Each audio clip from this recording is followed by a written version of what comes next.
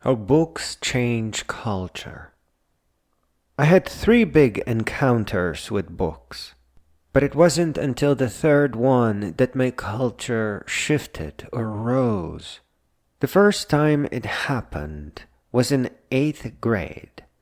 I was reading Batman by Craig Shaw Gardner. I was ignoring all the horrible teachers and all the things that they were saying, and I simply got bored in school, so I started reading. I got a smile from a teacher that disliked me, but you know what? I genuinely did not care. We have to get real, even though we may be little. We have to get real in the face of threats and fear and insults and downright crazy maniacs. A real teacher never, ever teaches with fear. She chose fear to make her job easier. And nothing she said or did mattered to me. She was a bully, and I was a force of nature. My second book encounter was in America, as I was brushing up on my reading skills. I somewhat did badly because I chose Hamlet in high school, and that turned out not to be the optimal way to learn the Queen's tongue. Seriously, Shakespeare was not in English, it was in Middle English. Whoa. Though I did memorize all the fancy quotes in the back just in case, and I still to this day remember a lot of them. And of course, in all my years in America, all of them, I have never, ever, not ever once passed by a plastic skull without bemoaning poor Yorick. Sweet, sweet Yorick, your infinite jest and excellent fancy is still a guide for us all. Alas, poor Yorick, I knew him, Horatio, a fellow of most excellent fancy, of most infinite jest. He hath borne me on his back 1,000 times. Alas, I digress.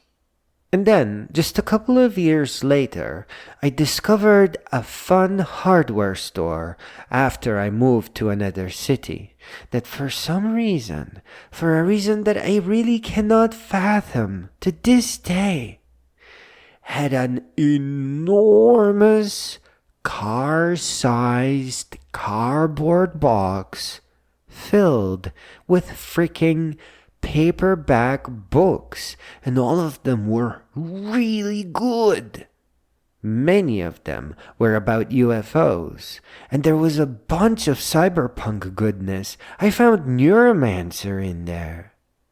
Some years before, back in New York, and I digress again, I went to the big library on the Fifth Avenue to research UFOs. I was a fan of X-Files, but I was not a fan of Fox Mulder. I was going to perform my own investigation. And I told the lady up front, I am researching UFOs. And she was like, basement, where we keep all the dumb books. But hey, I walked the same staircase that Christopher Hitchens did. And to this day, it is one of my greatest adventures. I found a book that said Yeti was beamed down from a UFO. And I had more than one daydream about hunting Mokele-mbembe in Congo. Just, shooting photos, not bullets, of course. Here at the hardware store's strange book box, I reconnected with UFOs, and after some fantastic titles that frankly have me somewhat worried about the darkness to this freaking day, I discovered that UFOs were a kind of a botched formation of a religion.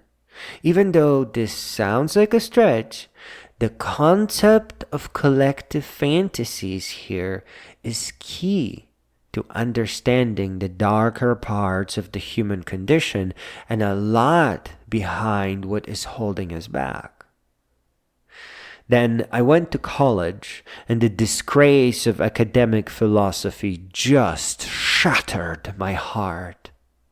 And here, on my third encounter with books, I have discovered narrated books. And what a magnificent year that was. Oh my gosh. Discovering Bill Bryson's funny adventures and many other science popularizers is what did it for me.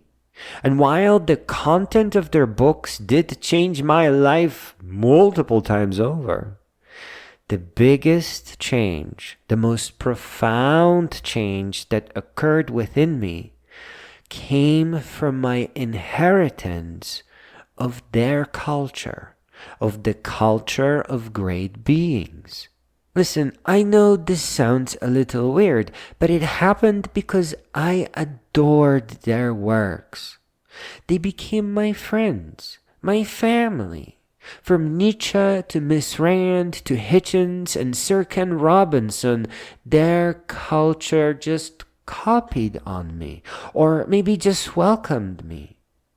For years, for many years, I had audiobooks playing in my ears nonstop, learning for real about everything that matters. Listen, good authors are just builders of easy-to-climb on-ramps. And all they want is just to invite us up, like a good teacher should. You know, if I had to do it again, I would listen to all these beautiful books on the Appalachian Pacific Crest and Continental Divide trails. And I understand that you would like to get a good book recommendation. I mentioned Bill Bryson to invite you into the world of narrated books, but I really cannot make a recommendation that will absolutely connect with you, because every person in the world is different. You're gonna have to search for the beautiful books that move you. And that means maybe the next 4 books that you listen to are not going to be life-changing.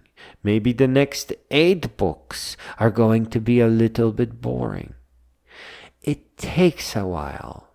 Eventually, you will see that authors mention each other and your search will be easier.